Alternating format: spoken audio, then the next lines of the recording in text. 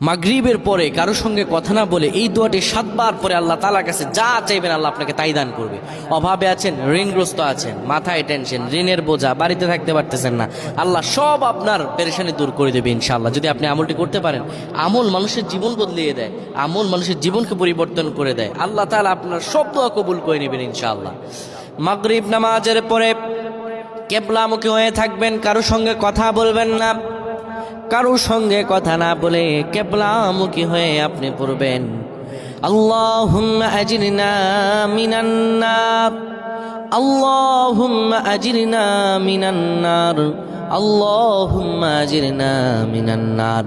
যদি এটি আপনি মাগরিব নামাজের পরে কারো সঙ্গে কথা না বলে পড়ে 7 বার পরে দুটি হাত তুলে আল্লাহর কাছে দোয়া করেন, আল্লাহ জাহান্নামের আগুন থেকেও বাঁচাবেন এবং আল্লাহ আপনার সব দোয়াগুলো কবুল আর মঞ্জুর করে নেবেন। আল্লাহুম্মা আমিন।